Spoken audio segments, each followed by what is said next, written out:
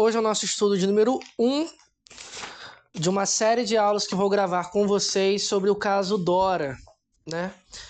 Antes de começar, eu vou dar alguns recadinhos. Primeiro, eu já trabalhei o caso Dora no meu grupo do Freud. Eu costumo até brincar com o pessoal que, apesar da psicose ser a minha estrutura favorita, não há estrutura que eu tenha dado mais aula do que a histeria. Eu já dei mais de 16 aulas de histeria só no estudo sobre histeria, sintoma, fantasia, trauma, todos os casos, né, presentes no estudo sobre histeria. Já falei bastante sobre a estrutura histérica, traços da estrutura histérica. Já trabalhei também a vida e obra da Mary Monroe através dos conceitos em histeria. Então, a histeria é uma estrutura, né, que eu já trabalhei e muito ao longo desses anos no grupo de estudos. O meu objetivo nessa série de aulas será o mesmo do Schreiber. Vou ler junto com vocês, vou articular, comentar e discutir. Eu peço que vocês leiam junto comigo, para que a leitura seja dinâmica. Não apenas um áudio que vocês estejam me escutando, porque regularmente eu vou apontar, olha, grife essa parte aqui, ou essa palavra aqui, na verdade, é bom que você leia dessa forma aqui, ou isso daqui ele disse tal coisa, mas na verdade é tal coisa. Um movimento também que eu vou adotar é não ficar corrigindo o Freud. Isso aqui é muito comum em lacanianos, né? Como o pessoal do meu grupo me conhece, eu leio muito mais Lacan, gosto muito mais de Lacan. Então, às vezes é automático, do tipo, olha, o Freud disse isso aqui, mas na verdade não é isso daqui. Não, o objetivo dessa aula aqui é tratar 100% em Freud. Então eu não vou ter esse movimento de tipo, por exemplo, olha, ele disse repressão aqui, mas não é repressão, é recalque. Senão eu vou ficar falando isso o tempo todo. Ou olha, é instinto aqui, não é instinto, né? É triebe ou triebe, né? Pulsão. Não vou ficar corrigindo o Freud. Peço que vocês se apeguem às palavras do Freud. Óbvio, eu tenho a minha leitura, vou procurar ao máximo não ficar citando Lacan. Será 100% em Freud, né? Estamos na página 183, a edição que eu estou lendo. Caso você tenha o interesse de adquirir, basta entrar em contato comigo, pois eu tenho em PDF, né? Vamos lá. Página 183, o quadro clínico. Após haver demonstrado na interpretação dos sonhos, publicada em 1900, que os sonhos em geral são interpretáveis, e que uma vez completada a interpretação, eles podem ser substituídos por pensamentos formados impecavelmente, inseríveis em lugar conhecido dentro do contexto psíquico, nas páginas seguintes eu gostaria de fornecer um exemplo da única utilização prática que a arte de interpretação dos sonhos parece admitir. Já expus em meu livro como vinha lidar com os problemas do sonho. Eles me apareceram no caminho quando eu me empenhava em curar psiconeuroses através de um método particular de psicoterapia, no qual os doentes me relatavam, entre outros acontecimentos de sua vida psíquica, também os sonhos, que pareciam requerer inclusão, na longa teia de conexões urdida entre sintoma da doença e a ideia patogênica. Aprendi então como se deve traduzir a linguagem dos sonhos. Olha a palavra que o Freud está usando aqui. Traduzir, grife essa palavra, traduzir, tradução. Vou retomar essa palavra com vocês. A linguagem dos sonhos nas formas de expressão de nossa linguagem do pensamento. Eu vou ler também a nota de rodapé com vocês aqui, né? A análise não é propriamente uma pessoa, mas um livro por ela deixado. No caso de Dora, o segredo foi conservado até esse ano. Soube recentemente que ela, de quem muito não ouvia falar, adoeceu novamente por outras causas. E revelou ao seu médico que, quando jovem, fora objeto de minha análise. E tal comunicação foi fácil para o meu bem informado colega reconhecer nela a Dora de 1899. O fato de que os 3 meses de tratamento, olha só, o Freud atendeu pouquíssimo Dora, lograram apenas resolver o conflito então, e de que não puderam constituir salvaguarda contra os adoecimentos posteriores. Não será visto como objeção à terapia analítica por alguém que raciocine com justeza. Continuando nossa leitura na página 184. Incompreensível, né? Sem maior ajuda. Tal conhecimento, posso afirmar, é indispensável para o psicanalista, pois o sonho representa um dos caminhos pelos quais pode atingir a consciência o material psíquico. Olha só que isso aqui é muito importante, grife também. Em virtude da aversão de seu conteúdo provoca. Foi bloqueado na consciência, reprimido e assim tornado patogênico. O sonho é, resumidamente, um dos desvios para contornar a repressão. Acabei de dizer que não vou ficar corrigindo o Freud, mas toda vez que ele dizer que toda vez que você lê repressão, recalque. Coloca um parênteses em recalque. Um dos principais meios da chamada forma indireta de representação na psique, este fragmento da história do tratamento de uma garota histérica deve ilustrar como a interpretação dos sonhos intervém no trabalho da análise. E também me permitirá defender publicamente pela primeira vez, numa extensão que impeça maus entendidos, parte dos meus pontos de vista a respeito dos processos psíquicos e das pré-condições orgânicas da histeria. Creio que já não preciso me desculpar pela extensão, tendo-se admitido que as enormes exigências que a histeria faz ao médico e investigador são satisfeitas apenas com o mais dedicado aprofundamento, e não com o afetado menos desprezo, pois não apenas a arte e ciência, paciência também se requer. Antes de continuar aqui no oferecer, primeiramente, uma história clínica harmoniosa, né? Antes de entrar propriamente dito no caso clínico, né? Na página 85 em diante. Há uma importância aqui no caso Dora, que eu quero destacar com vocês aqui. A primeira importância, transferência. Quando você estuda transferência em Freud, inclusive eu gravei uma aula específica sobre a transferência, com duração de 50 minutos, que faz parte de uma série de aulas que eu gravei em Freud do inconsciente descomplicado, os 20 principais conceitos em Freud. Tem essa aula da transferência. Aqui em Dora, você tem pela primeira vez, vou usar o termo primeira vez, o conceito de transferência visualizado.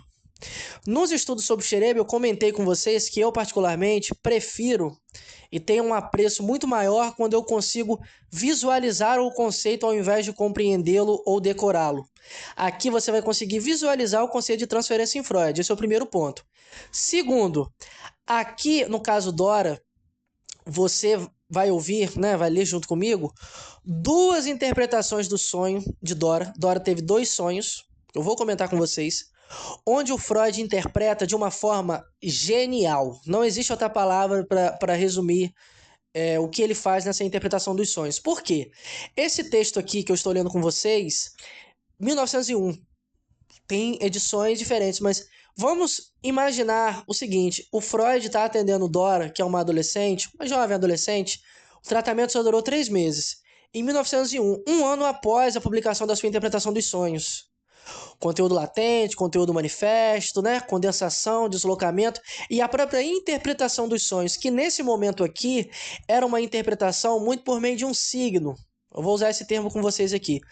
Muito por meio de um signo. O que isso significa? O Freud, durante as suas auto-observações, eu não gosto de usar o termo autoanálise, durante as suas auto-observações, ele mesmo categorizava determinados elementos no que diz respeito ao sonho. Então, por exemplo, sonhar com uma cartola remete a tal coisa, sonhar com uma bengala, sonhar com uma escada, sonhar com uma bolsa, né? Sonhar com uma gaveta, com uma cômoda, com um armário, sonhar com uma cama.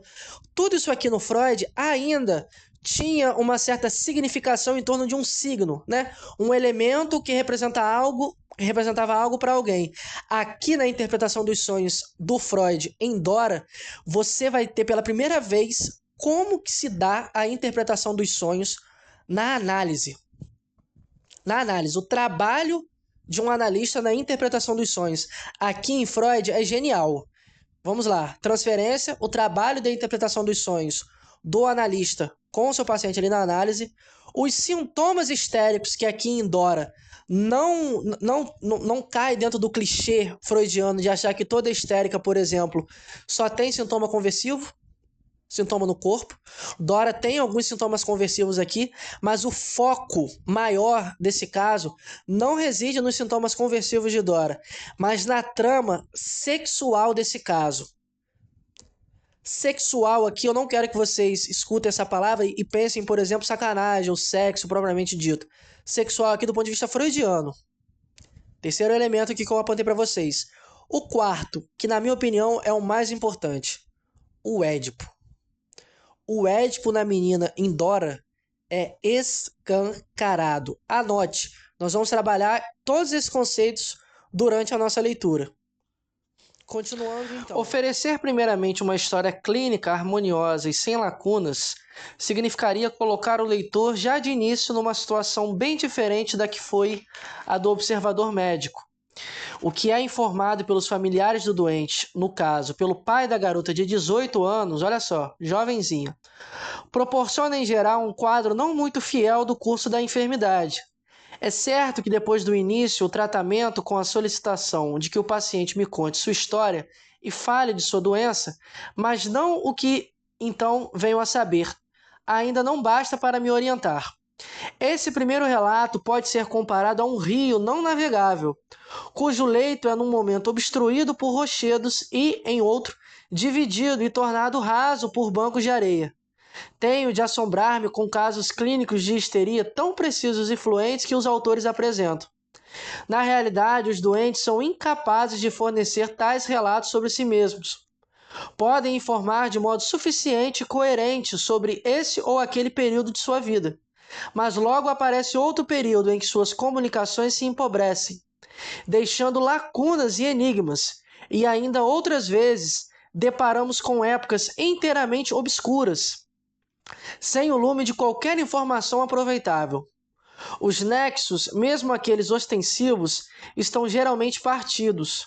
A sequência de diversos eventos não é segura. Mesmo durante o relato, a paciente corrige repetidamente uma informação, uma data, para depois hesitar longamente e retornar à primeira versão. A incapacidade de os pacientes exporem de forma ordenada sua história, na medida em que esta corresponde à história de sua doença, não é apenas algo característico da neurose, mas possui também grande importância teórica.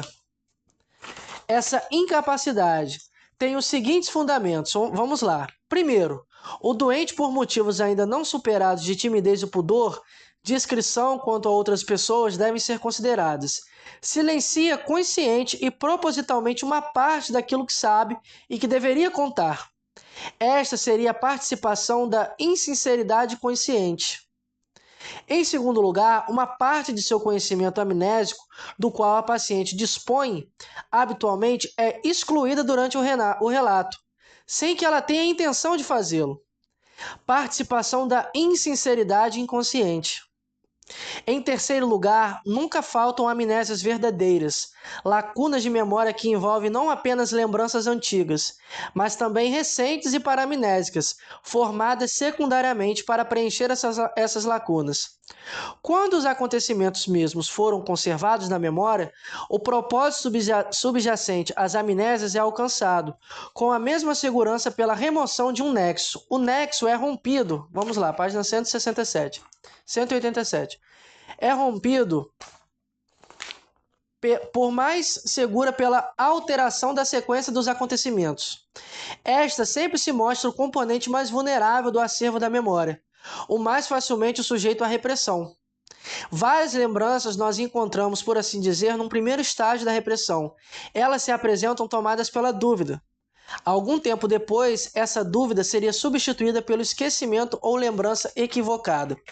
Vamos anotar alguns pontos aqui que eu vejo que são de extrema importância no relato e no decorrer desse caso, né?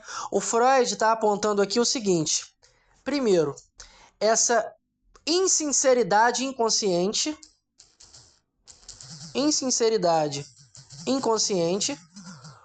uma insinceridade consciente e dúvida em relação às lembranças e recordações. Tudo isso aqui no que diz respeito ao relato desse paciente. Eu vou usar o termo com vocês, relato ou texto. Desse início eu vou usar relato, depois eu vou trabalhar com vocês esse terminho que eu estou colocando para vocês aqui, né, de texto. O que isso significa? Vamos lá. Paramos aqui na página 187, né? esse estado de lembranças relativas à história. Antes eu vou comentar com vocês o seguinte: o paciente, muitas das vezes, ele não conta, muitas das vezes não, na maioria dos casos, ele não conta de fato o que lhe vem à sua cabeça. Por quê? Muitas das vezes ele pode ter medo do julgamento do analista. Então, por exemplo, digamos que eu tenha uma fantasia.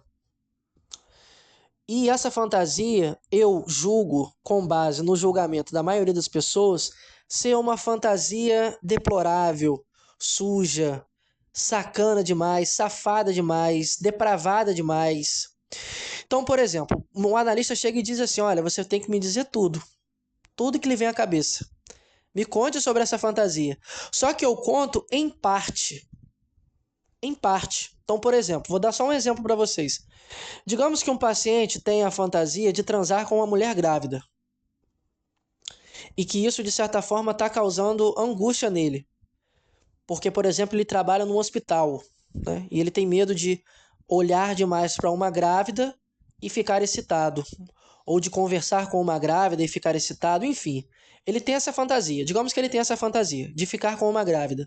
O corpo da grávida o atrai, quadril, enfim, ou uma fantasia, né, em relação ao que as pessoas falam que algumas grávidas ficam com a libido mais aflorada, enfim, vamos tomar essa fantasia aqui. Esse sujeito, muitas das vezes, pode ter um certo receio de contar essa fantasia para uma mulher. E se ele descobre que essa mulher tem filho? Às vezes essa fantasia não está somente dentro do campo, por exemplo, do sexo. Olha, eu tenho o desejo de transar com uma mulher grávida, para ver como é que é. Nunca transei com uma mulher grávida, um exemplo. Às vezes essa fantasia tem a ver com algo além. Por exemplo, digamos que o sujeito diga o seguinte: olha, eu possuo o desejo de ser amamentado por uma mulher grávida. Esse tipo de fantasia causa, na maioria das pessoas, o quê? Nojo, asco, aversão. Esse homem aqui pode pensar o seguinte: nossa, se eu digo isso para minha analista, ela vai me achar que eu sou, né, um tarado, que eu sou um maníaco ou algo do tipo. Então essa pessoa às vezes conta isso até a metade, até dentro daquilo que ela supõe ser aceitável. Por exemplo, tenho o desejo de transar com uma mulher grávida, mas ela não conta isso tudo. Ela não é que ela omite certas partes, mas ela meio que, entre aspas, seleciona conscientemente o que ela vai dizer. Então essa associação livre aqui, nesse caso, não é tão livre assim. É uma insinceridade consciente. O paciente não diz tudo ali para o analista. Ele vai selecionando: olha, eu vou dizer até esse ponto aqui, porque se eu falar mais do que isso, um analista vai achar que eu sou um tarado, vai achar que eu sou um maníaco. Esse analista pode me denunciar, ele pode contar isso para alguém, ele pode me expor, eu posso ser descoberto. Então essa pessoa vai contar a fantasia até esse ponto: olha, tenho a fantasia de transar com uma mulher grávida. Mas ele não vai contar a parte, por exemplo, de ser amamentado por uma mulher grávida. Segundo ponto, essa insinceridade, eu trabalhei com vocês, né? Insinceridade consciente e a insinceridade inconsciente, que o sujeito às vezes emite, ou melhor, omite, não é nem omite, mas se esquece. Esse esquecer aqui é recalca mesmo.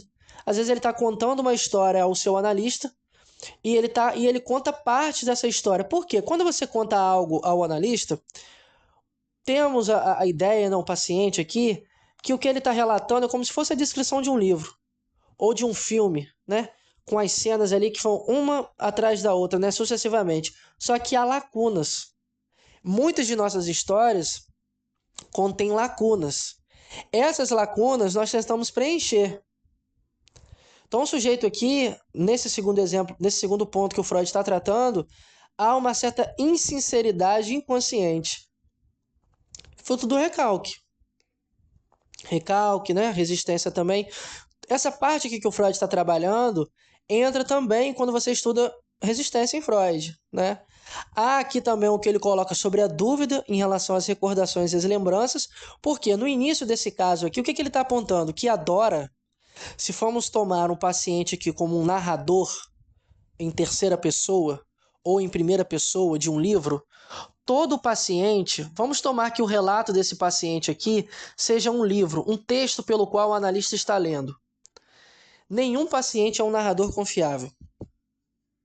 O Freud já aponta isso aqui no início desse quadro clínico aqui. que Dora é uma paciente que troca às vezes nomes, datas, se confunde, algumas coisas ela esquece. Por isso que a importância que esse caso tem dentro da psicanálise é absurda. É absurdo, é absurdo.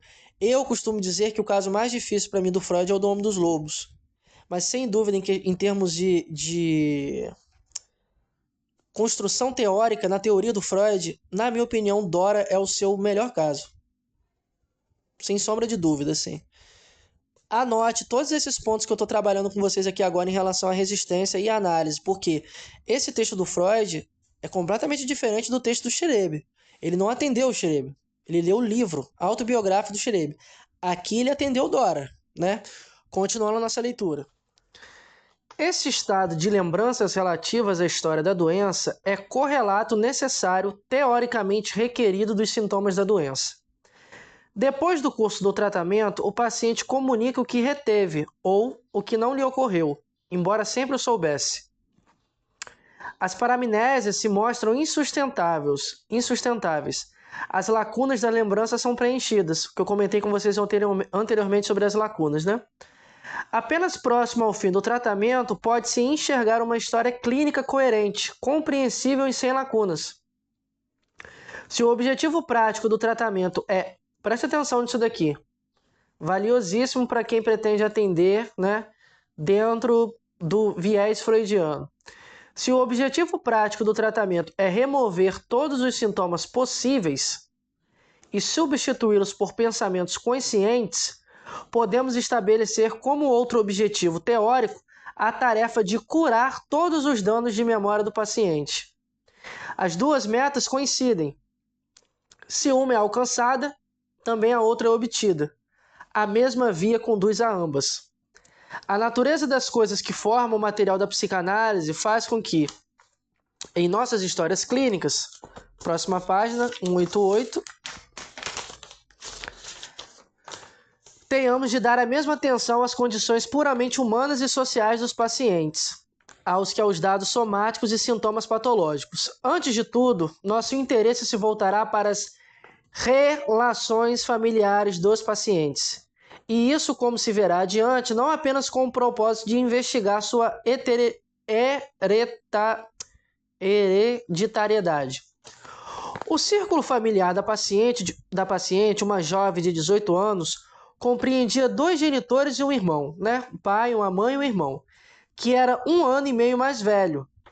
A pessoa dominante era o pai, tanto por sua inteligência e seus traços de caráter, como pelas circunstâncias de sua vida, que forneceram um arcabouço para a infância e a história clínica da paciente. Na época em que iniciei o tratamento da moça, ele era um homem de mais de 45 anos, de energia e capacidade incomuns. Um grande industrial em confortável situação econômica. Tinha bens. Preste atenção nisso daqui. O pai de Dora não era um pobretão, tinha bens. A filha se ligava a ele com afeição especial e senso crítico. Nela, precocemente despertado, ofendeu-se ainda mais com alguns de seus atos e peculiaridades. Nós vamos falar aqui de um pai que é infiel, que tem um caso extraconjugal com uma outra mulher. Preste atenção nisso daqui. Essa afeição era também intensificada pelos muitos problemas sérios de saúde que ele vinha sofrendo. Desde que ela tinha 6 anos de idade, o Freud está atendendo Dora com 18. Desde os 6 anos de idade de Dora, o pai dela sofre de problemas de saúde. Naquele tempo, ele adoeceu de tuberculose e a família precisou mudar-se para uma pequena cidade de clima favorável, numa das províncias do sul. Lá, seus pulmões melhoraram rapidamente, mas devido às precauções necessárias, esse lugar, que designarei como B, esse lugar aqui como B, continuou a ser ainda por uns 10 anos o principal local de residência tanto dos pais como dos filhos. Quando estava bem, o pai se ausentava temporariamente a fim de visitar, página 189, suas fábricas. No alto verão, eles iam para uma estação de repouso nas montanhas. Quando a garota tinha cerca de 10 anos, um descolamento de retina obrigou o pai a um tratamento na escuridão e teve por resultado uma limitação permanente da vista. Então, olha só, o pai de Dora, um homem tinha bens e tal, fábrica, era um homem doente, teve, né, tuberculose, foi para a cidade B, recebeu tratamento, o pulmão dele melhorou, mas ele teve um problema no olho, né, um descolamento de retina que fez com que ele perdesse um pouco, né, da visão, por resultado de uma limitação permanente da vista. A enfermidade mais grave ocorreu uns 2 anos depois. Consistiu num ataque de confusão mental, seguido de paralisias e ligeiros transtornos psíquicos.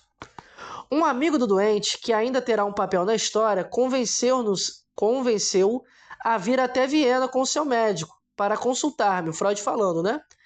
Tendo ele melhorado apenas um pouco. Por um momento, achei que talvez se tratasse de uma paralisia resultante da TABS, mas decidi-me pelo diagnóstico de uma afecção vascular difusa. E depois que ele admitiu determinada infecção contraída antes do casamento, prescrevi um energético tratamento antiluético, que fez regredir em todos os distúrbios ainda existentes. Foi graças a essa feliz intervenção, creio, que 4 anos depois ele me apresentou sua filha. Então olha só, o Freud tratou o pai de Dora anos antes. 4 anos depois, ele me apresentou sua filha. Então nós podemos pensar o seguinte aqui. Quando o pai de Dora procura Freud pela primeira vez, ela tem 14 anos. Quando ele apresenta sua filha 4 anos depois, basta fazer as contas, né? Ela tem 18. Vamos lá. Creio 4 anos depois me apresentou a filha, que até então se tornara claramente neurótica. E após mais 2 anos, a confiou a mim para um tratamento psicoterapêutico. Provavelmente, quando ele apresentou a Freud, ela tinha 16 e depois de 2 anos ela tinha 18. Naquele meio tempo, eu tinha conhecido em Viena uma irmã um pouco mais velha desse homem, que evidenciava uma forma grave de psiconeurose, sem sintomas característicos de histeria. Após uma vida marcada por um casamento infeliz, essa mulher faleceu de um marasmo de evolução rápida, cujas manifestações não foram plenamente esclarecidas. Um irmão mais velho desse senhor, que certa vez conheci por acaso, era um solteirão hipocondríaco. Página 190. A garota que se tornou minha paciente aos 18 anos sempre tivera simpatia voltada para o lado paterno da família. E desde que adoecera, via como seu modelo a tia mencionada. Também não havia dúvida para mim que tanto pelo talento e pela precocidade intelectual como pela predisposição à doença, ela pertencia à família do pai. A mãe não cheguei a conhecer. Olha só, esse personagem aqui é importantíssimo nessa história, né? No caso de Dora, apesar de não ter um protagonismo, né? A mãe aqui de Dora. Pelo que me disseram, a garota e o pai tive a imagem de uma mulher inculta, sobretudo pouco inteligente, que especialmente após a doença do marido e o afastamento que seguiu, concentrou todos os interesses nos cuidados domésticos, assim apresentando o quadro do que se pode chamar de psicose de dona de casa. Tem traduções que utilizam o termo psicose doméstica também, né? Sem compreensão pelos interesses mais vivazes dos olhos, ocupava-se o dia inteiro da limpeza e conservação da casa, dos móveis e utensílios, de maneira tal que tornava quase impossível o uso e a fruição dos mesmos. Temos de situar essa condição da qual frequentemente se acham indícios em donas de casas normais, junto às formas de compulsão à lavagem e asseio, mas falta inteiramente a essas mulheres, como a mãe de nossa paciente, o reconhecimento da enfermidade. Assim, é uma característica essencial da neurose obsessiva. Ele coloca entre aspas essa neurose obsessiva. Havia anos a relação entre mãe e filha era pouco amistosa. Então, olha só, Freud já apontando aqui de 1901, né? Esse traço, eu não gosto de usar o termo característico, mas eu vou usar aqui nesse momento, esse traço característico da relação entre menino e mãe. Inclusive, eu gravei uma série de aulas sobre os contos de fadas e a psicanálise, e todos os contos de fadas que têm princesas e madrastas, eu trabalho exatamente esse ponto, a relação da menina com a mãe. Tenho aulas também sobre a anorexia e já trabalhei também bastante sobre a relação de mãe e menina, então você que está escutando essa aula, encontro comigo, saiba que eu já trabalhei minuciosamente, de uma forma muito mais aprofundada, vamos colocar aqui essa sementinha do que lá na frente, né, quando estudamos de uma maneira mais aprofundada a psicanálise e o Édipo na menina, conseguimos visualizar esse conceito. Aqui em Freud, aqui em Dora, especificamente, há várias sementinhas. Isso aqui que eu acabei de ler para vocês é uma sementinha do Édipo na menina. E a relação que essa menina tem aqui com a mãe, estabelece com a mãe, né? Página 191. O único irmão da garota, 1 ano e meio mais velho, havia sido em anos passados o modelo que sua ambição procurava seguir. Então olha só o que o Freud está colocando. Comentou sobre a tia, está comentando agora sobre o irmão da garota, que havia sido o modelo de sua ambição procurava seguir. As relações entre os dois irmãos haviam afrouxado nos últimos anos. O jovem se empenhava em manter distância das desavenças familiares. Quando era obrigado a tomar partido, ficava do lado de quem? Da mãe. Assim, a habitual atração sexual aproximara de um lado pai e filha e de outro mãe e filho. Olha só, mais uma vez o Freud aqui nos colocando o complexo de Édipo, mas ele não está falando especificamente, né, explicitamente com essas palavras complexo de Édipo. Mas está tudo aqui nas entrelinhas. Por isso que é muito interessante, ao meu ver, cada pessoa possui o seu tipo de leitura. Tem gente que lê o Freud de ordem cronológica. Eu não gosto e não leio dessa forma. Mas quando você já, com os anos, adquire uma certa carcaça teórica, você consegue ler o Freud nas entrelinhas. O Freud nas entrelinhas é muito mais interessante do que o Freud nas linhas. Guarde essa frase. Nossa paciente, de quem agora em diante chamarei, página 192 aqui, né? Dora, entre aspas, já mostrava sintomas nervosos com 8 anos de idade.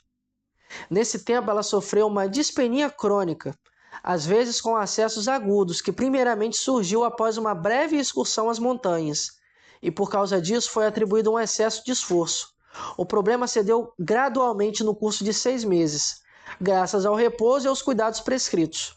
O médico da família parece não haver hesitado em momento ao diagnosticar um transtorno puramente nervoso e excluir uma causa orgânica para a dispneia, mas evidentemente achou tal diagnóstico compatível com a etiologia do esforço excessivo. Então olha só, Dora já mostrava sintomas nervosos com 8 anos de idade. Preste atenção nisso daqui. Continuando a nossa leitura. A menina passou pelas doenças infecciosas habituais da infância, sem dano permanente. Olha só. 8 anos de idade já mostrava sinais, né, de sintomas nervosos. A menina passou por doenças infecciosas habituais da infância sem dano permanente, como ela própria relatou, abre parênteses, com a intenção de que isso representasse algo mais. Habitualmente, o irmão começava a ter por uma doença, num grau leve, e em seguida ela fazia o mesmo, com manifestações mais graves. Olha só aqui o Freud nas entrelinhas, né? A histeria, a identificação. Anote. Quando tinha cerca de 12 anos, surgiram dores de cabeça unilaterais, semelhantes a enxaquecas. Isso aqui, que se você já leu o estudo sobre histeria em Freud, ou já estudou histeria em Freud bem nos primórdios, sabe que essas dores de cabeça aqui não são, entre aspas, por acaso, né? E ataques de tosse nervosa, sempre juntos no início, até que os dois sintomas se separaram e tiveram cursos diferentes.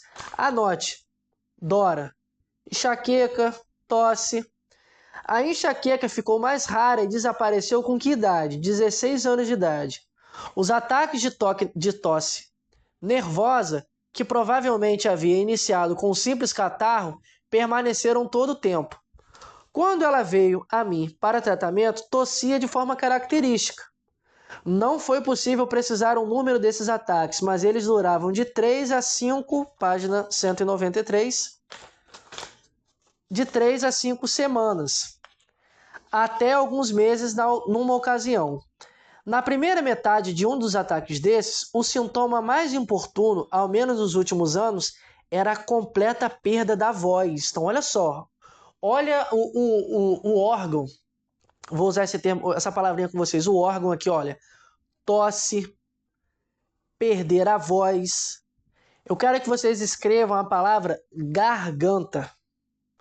É importantíssimo. No decorrer do caso, vocês vão entender na nossa primeira aula, né? Eu espero que você continue comigo até a última aula, porque é um caso que eu vou trabalhar com vocês do início ao fim. Então, às vezes, você pode escutar uma aula de forma isolada, por exemplo, dá um exemplo. Lá na aula 12 ou na aula 10, eu vou citar, por exemplo, essa garganta que eu estou falando aqui agora, na aula 1, no encontro 1, né? Dos últimos anos, a perda da voz. Havia muito se estabelecer o diagnóstico de que se tratava de uma enfermidade nervosa. Os vários tratamentos costumeiros, inclusive hidroterapia e aplicação local de eletricidade, não surgiram efeito. Então, olha só, Dora novinha, passando por esse tipo de tratamento. Crescendo nessas condições, a menina se tornou uma jovem madura, independente de seus juízos, que acostumou a zombar dos esforços dos médicos. Esse ponto aqui eu vou trabalhar com vocês em relação à histeria. Grife isso daqui. Se acostumou a zombar dos esforços dos médicos. Afinal, prescindiu do auxílio deles. De resto, ela sempre fora contrária a que se consultasse a um médico, embora não sentisse aversão pelo médico da família. Grife essa palavra aversão também. Toda sugestão de procurar um novo médico despertava em sua resistência e apenas a autoridade do pai a fez vir até a mim. Grife isso também. O pai de Dora, através da sua autoridade, fez com que Dora fosse até Freud. Ela não procurou o Freud por livre e espontânea vontade. Eu não vou usar o termo vontade aqui, desejo. Dora não apresentou... Preste atenção nisso daqui. O pai de Dora utilizou da sua autoridade. Basicamente, ela foi se tratar com Freud obrigada. Isso aqui é importante. Eu a vi pela primeira vez no início de verão, quando ela tinha 16 anos de idade. Ela estava com tosse e rouquidão. Olha só a garganta aqui mais uma vez. Garganta e boca. Essas duas palavrinhas eu acho que podem ajudar vocês a compreenderem um pouquinho melhor. Ela estava com tosse e rouquidão. E já então propus, olha a palavra que o Freud usa, propus um tratamento psíquico, que não foi feito, pois também esse ataque que durou mais acabou espontaneamente. No inverno do ano seguinte, um ano depois, né, ela 16 anos, um ano depois. No inverno do ano seguinte, após o falecimento da tia querida, aquela das páginas anteriores que nós comentamos, ela se achava em Viena, na casa do tio e das primas, quando adoeceu e teve febre. Olha só, ela adoeceu e teve febre aos 17 anos, um ano depois que o Freud a viu com 16 anos de idade. O caso do tio, o que foi diagnosticado como apendicite. Grife isso daqui também.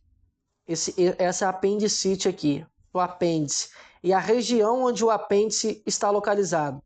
Isso aqui é muito importante. No outono que se seguiu, como a saúde do pai parecia autorizar essa decisão, a família deixou definitivamente a cidade de B, essa cidade do sul, né, que o Freud comentou nas páginas anteriores, e se mudou para o local onde se situava a fábrica do pai, né, mais perto do trabalho ali do pai. Pouco menos de um ano depois, passou a morar permanentemente em Viena. Então preste atenção nisso daqui.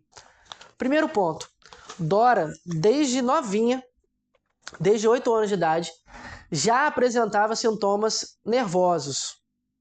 Dora, com 16 anos, começou a ter esses sintomas aqui no corpo, especificamente nesses órgãos que eu acabei de comentar com vocês aqui, nessas duas palavrinhas que eu quero que vocês grifem.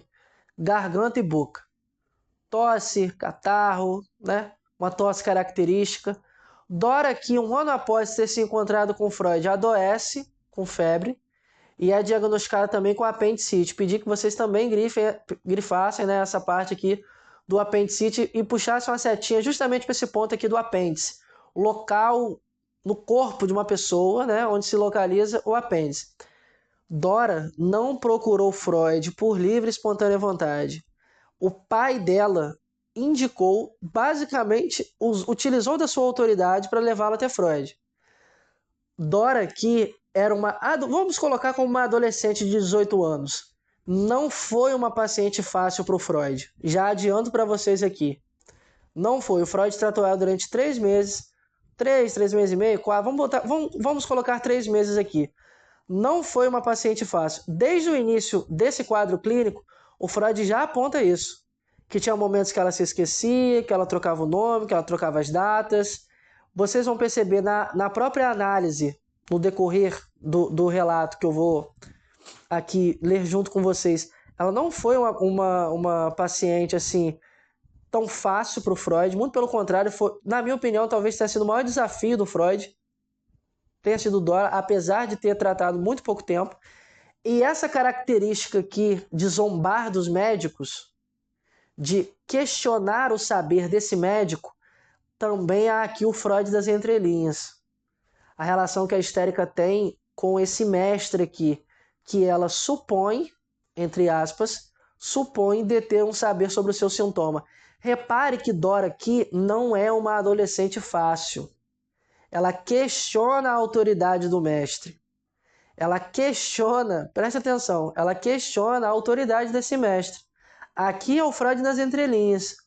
Nas páginas anteriores, o Freud também nos deu uma dica em relação aos sintomas que ela, por exemplo, passava a adquirir. Vou usar esse termo, passar a adquirir. Passava a adquirir do irmão. Dentro desse caso aqui em Dora, pela primeira vez, entre aspas, primeira vez, vou colocar dessa forma, vocês vão conseguir visualizar nas entrelinhas a identificação.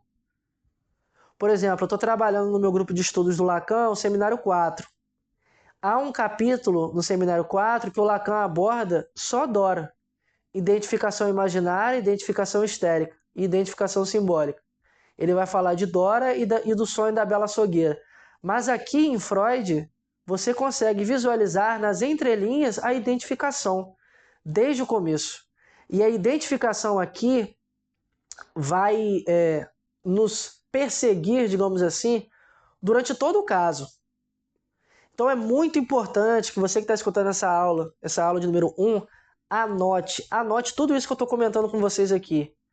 Torna o estudo muito mais rico e, como eu disse anteriormente, Dora, o caso Dora, é a Bíblia da histeria. Tudo o que você precisa estudar, compreender, entender de histeria está aqui no caso Dora. O meu trabalho com vocês ao longo desses estudos vai ser ler o Freud e ler também o Freud das entrelinhas. Lembrando que essas aulas do caso Dora, que eu estou lendo com vocês, articulando e comentando, serve também de um material de apoio para as outras aulas de histeria que eu já dei. Né? Continuando nossa leitura, então, na página 194. Anotem, muito importante. Nesse meio tempo, página 194. Dora crescera e estava na flor da juventude. Era uma moça de traços inteligentes e agradáveis, mas que causava preocupação aos pais, né? A famosa aborrecente. As principais características de seu estado doentio eram, preste atenção, anote, o ânimo deprimido e uma alteração no caráter.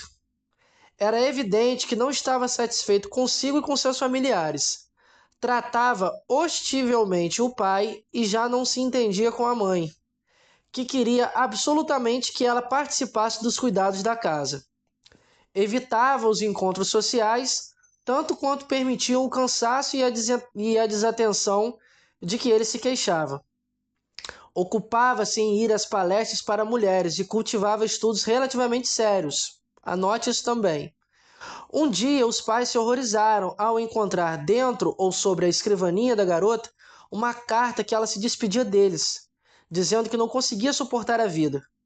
O pai, sendo um homem perspicaz, imaginou que não havia séria intenção de suicídio por parte da garota, mas ficou abalado.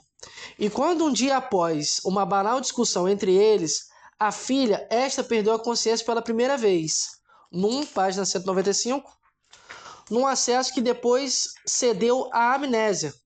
Determinou, apesar da relutância da garota, que ela deveria iniciar um tratamento comigo. Preste atenção no seguinte, o Freud aqui está atendendo uma jovem de 18 anos de idade.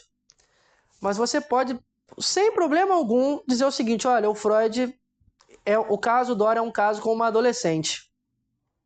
Não estaria errado você em dizer isso, ou pensar dessa forma, né? A Dora aqui com o estado de ânimo deprimido. Vamos pegar essa Dora aqui de 1900 e bolinha, no início de 1900, vamos pegar essa Dora e trazer para 2024. Vamos pensar a Dora aqui em 2024. Possivelmente seria uma adolescente, imagine a seguinte cena. Uma adolescente de 18 anos de idade que não quer sair, não gosta muito de sair junto com os pais, trata o pai às vezes de uma forma muito grosseira, não se dedica, entre aspas, às tarefas domésticas que a mãe obriga ela a fazer, e ela deixa uma carta de suicídio, né, para os pais, né, uma tentativa aqui, né, de suicídio, uma possível tentativa de suicídio. Dora, em 2024, poderia ser vista facilmente como uma adolescente, por exemplo, com quadros depressivos, né? Tinha mudanças aqui de comportamento e de humor também. Perceba como que a dica que eu dou para vocês, eu falo bastante sobre isso no meu grupo. Leia o Freud de 1900, mas com a cabeça de 2024, do ano que você está ouvindo essa aula, né? Ou que você está lendo o Freud. É muito importante você trazer isso com você. O Freud não deve e não pode ser um autor que você leia ali parado no tempo. Não pode ser dessa forma. Você não pode excluir ou invalidar o contexto histórico. Pense, leia esse texto pensando com a cabeça e com o tempo de 2024. O caso clínico que até agora esbocei não parece no conjunto digno de registro. Petite hystérie, né? Pequena histeria, com os sintomas somáticos e psíquicos mais comuns: dispneia, tosse nervosa, afonia, possivelmente enxaquecas, também ânimo deprimido e insociabilidade histérica, a um tato vitae provavelmente não muito sincero. Olha o que o Freud está nos apontando aqui nesse parágrafo, que o caso Dora, no que diz respeito a sintomas conversivos, ele não tem nada de extraordinário. São os sintomas mais comuns, assim: dispneia, enxaqueca, ânimo deprimido, tosse nervosa. Ele já encontrou isso em várias outras jovens. Não tem nada de novo aqui. Não há nada. O caso Dora, no que diz respeito ao corpo, preste atenção. O Freud é acostumado na época com outros tipos de, vou colocar entre aspas aqui, né? Outros tipos de manifestações sintomáticas histéricas, essa frase enorme. O caso Dora não apresenta nada de incomum. Porque a beleza do caso Dora e a importância do caso Dora está na trama. Não está no corpo. Está na trama desse caso. Casos de histeria mais interessantes já foram publicados e com frequência descritos mais cuidadosamente, pois nada se encontrará nas páginas seguintes sobre estigmas da sensibilidade cutânea, limitação do campo visual, etc. O que o Freud está dizendo aqui? Olha, se você, leitor, espera que esse caso seja um caso, por exemplo, como o da Elizabeth von R., um caso, por exemplo, como o da Miss Lucy ou da Ana O., você não vai encontrar isso aqui. Dora, preste atenção, das histéricas que o Freud trabalhou no estudo sobre histeria, que inclusive eu já comentei com vocês que eu tenho todos esses casos que eu dei no meu grupo de estudos, nenhuma dessas histéricas chega aos pés de Dora. Nenhuma, assim. Dora não nos apresenta esses sintomas conversivos, assim, no corpo, de uma forma, assim, extraordinária. A beleza desse caso e a importância desse caso se resume na trama. Por que eu estou utilizando esse termo trama aqui? Vocês vão perceber e ouvir e ler junto comigo que a história de Dora, o caso Dora, poderia ser facilmente ter sido escrito pelo Nelson Rodrigues. É uma história aqui de desejo, fantasia, traição, sexo. Isso aqui é importante, né? Permita-me somente observar que todas as enumerações de fenômenos raros e espantosos da histeria não nos fizeram progredir muito no conhecimento dessa enfermidade, ainda enigmática. Lembrando, Freud está aqui em 1900 ainda, né? 1901, 1905. O que nos falta é o esclarecimento dos casos mais comuns e dos sintomas mais frequentes neles. Eu ficaria satisfeito se as circunstâncias me tivessem permitido esclarecer inteiramente esse caso de pequena histeria. Após a experiência adquirida com os outros pacientes, não duvido que meus recursos analíticos teriam bastado para isso. Em 1896, olha só, pouco depois da publicação de meus estudos sobre histeria, em colaboração com o Dr. Joseph Breuer, um livro escrito a 4 mãos, né? Solicitei a um eminente colega especialista sua opinião sobre a teoria psicológica da histeria ali exposta. Ele respondeu francamente que a considerava uma generalização injustiçada de conclusões que podiam, página 196, ser correta em poucos casos. Desde então, vi numerosos casos de histeria. Ocupei-me cada um deles durante dias, semanas ou anos, e em nenhum desses casos deixei de notar os determinantes psíquicos postulados nos estudos.